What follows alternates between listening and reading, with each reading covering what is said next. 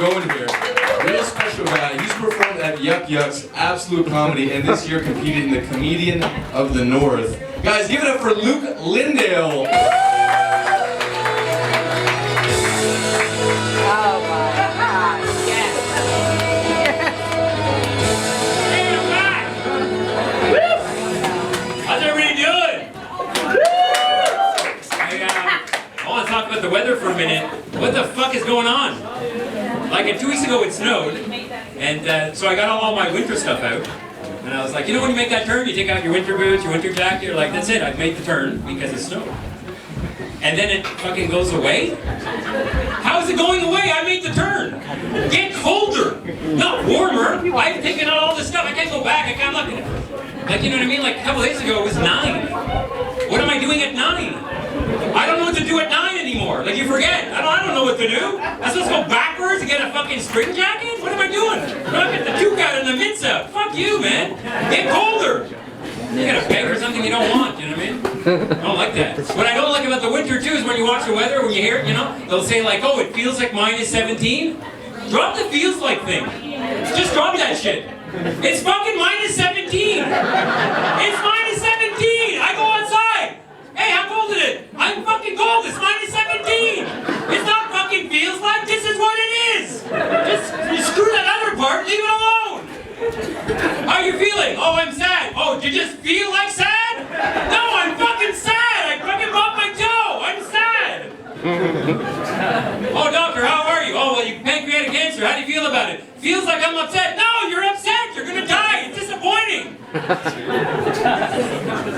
don't like that. I don't like it. I don't like it at all. You know what I don't like at all? I tell you what, I found it interesting. I was back there, and all these 20-year-olds, oh my God, I'm 22! Oh no! I can't believe it, I'm gonna be 23! Ah! I love that! I love it! I'll tell you how things are working out for me. I love that line where she was like, oh yeah, that's where I am in my life. Let me tell you where I am! Let me fucking tell you where I am! This is where I'm at. You see my finger here? I'll tell you what happened. In October, I was getting ready for a show. I was in a big rush, had these tight socks. I was going to take a shower before the show. I'm taking off the socks, and I jammed my finger, and I ripped 2 tendons in my fucking finger. That's what happens when you get past 23. Yeah, you fucking can't. My body's a fucking asshole. That's what happens, exactly. That's what happened there. And then, a month early, in August, I'm a runner. In August, this is in August, okay? I was at a show, and I was like standing on a wall there, and I was like, oh, I'll just like, you know, crouch down and sit on the ground. I did that, and I ripped my knee out. I went to Mount Sinai, and the guy said to me, you got runner's knee. I was like, yeah, right, because I run. And then I had hurt my last year, in February, I hurt my arm shoveling. And he was like, oh, you got tennis elbow. I don't play tennis? What the fuck is that shit? Like, what's going on? And then this year, I had 2 colonoscopies. Yeah, something that doesn't happen in your fucking 20s. That's never happening in your 20s. So I had 2 colonoscopies, and I'll tell you what happened. I went for the first one, and the guy at the end, he says to me, you're gonna have to come back for a second one. I was like, oh my God, what's going on? He said, well, we didn't get all the way up there. What? Get all the way up there! You're fucking making me beg for something I don't want. Get all the way up there. Go as fucking far up there as you can get. And then he said it like I was to blame. He was like, well, you have a long colon. Great, I have a long colon. Use the fucking long tools. Get all the way up there. I don't know. Jesus Christ, like it's my fault or something. Oh, I'm sorry. Hey, where are all the long colon people at? Hey, where are we at? Where are we at? That's right, you don't know because we don't fucking know. Who doesn't have a long colon? You don't know that. Like I should have warned you before I went in. Oh, I'm sorry. Just to give you some fucking fair warning, I'm one of the guys with the long colons. Sorry. I should be apologizing. And he's a fucking freak. I thought about it after, like, think about it. When you're a doctor, there's that one point when you're in med school where you have to go and pick your specialization.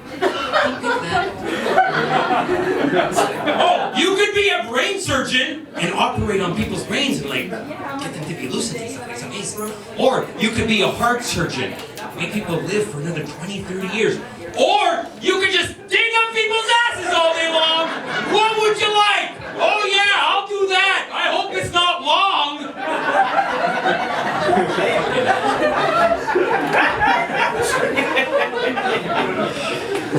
I take the TTC. How do people like the TTC here? People like the TTC? No. Yeah, they're a bunch of fucking assholes. Yeah. You know what I don't like about that? I don't like the bus driver switchover. I don't know if you ever had this. You're on the bus, perfectly good bus driver. The bus will stop randomly, and then the perfectly good bus driver will exit the bus to be replaced with an exact same fucking bus driver. And these people look the same. It's the same person. You're like, what's going on? Same jacket, same shirt, same hair. What the fuck? This is the same person. What's going on? And I don't understand. And every time when it's happening, I'm always fooled. You know, I'm like sitting there, it's randomly silent. Like, oh my God, there's a problem with the bus. Oh, the guy's fixing his seat. Okay, fair enough. Oh, he's fixing the mirror. Oh, he's putting a jacket on. It must be cold up there. Okay. What? He's getting out? He's getting out, and then he locks the bus. You move from passenger to hostage. You're fucking locked in the bus. You don't know what's going on. And they do it at rush hour. How are they doing it at rush hour? I'm in a rush. This is the complete opposite to rushing. We're pausing. This isn't fucking pause hour. We're just sitting there pausing. Oh my God, what's going on? I don't know. Are you in a rush to go to work? Oh no, I was hoping they would fucking pause. Oh great, yeah, this is amazing. And then you're just sitting there. I'm sitting here like, oh my God, no one's coming. Because the replacement bus driver doesn't show up straight away. You would think the person would be sitting there waiting for the fucking bus and there's a schedule. But you're sitting there like, oh my God. After 10 minutes, you're like, no one's coming.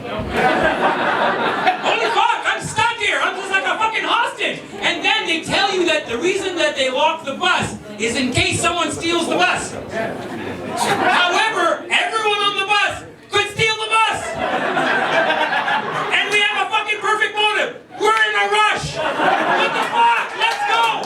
And then you always hear these people on the bus. You're like, on the TV, they're like, oh my God, the bus was TTC. Some jerk stole the bus. What? Fucking good for him.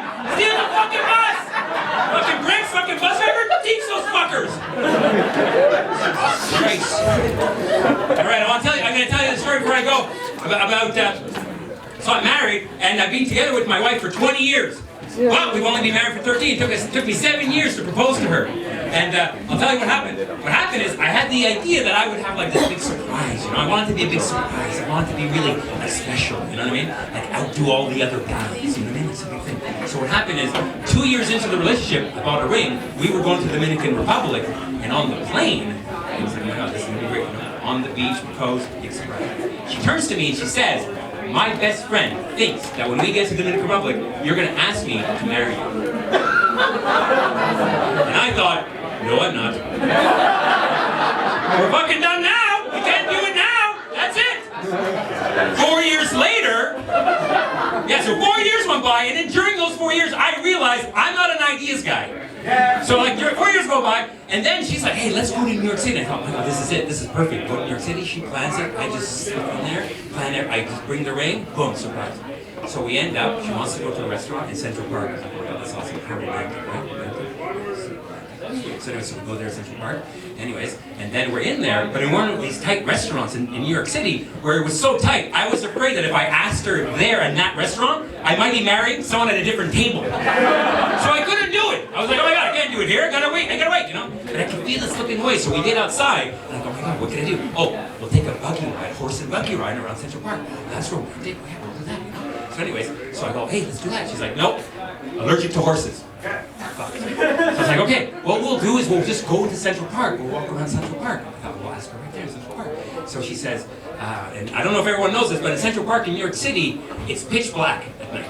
Like, it's not lit up. It's just like, you're being weird. This is very weird.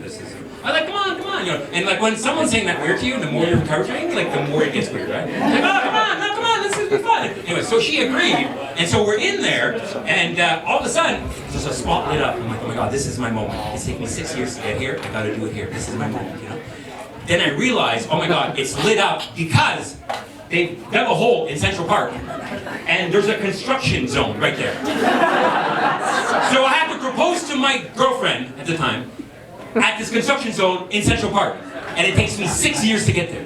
Then I get back to Toronto. 3 weeks after I'm in Toronto, a woman comes to work one morning and says to me, I got engaged this morning. I was like, oh my God, what was the story? What was the surprise? She says to me, well, what happened was, I went to have a shower. And while I was in the shower, he put a ring on the nightstand. And when I came out, boom, big surprise. What? I could have done that? Yeah, go for a fucking shit. Come back. There's a fucking ring for you. I waited 7 years. I could have just done that. That's fucking nuts. What was I thinking? It's incredible. Are you married? Ask her. Maybe she'll have a fucking surprise. Oh my god, I can't believe it. Anyways, that's my time. I'm Luke Lynndale. Good night.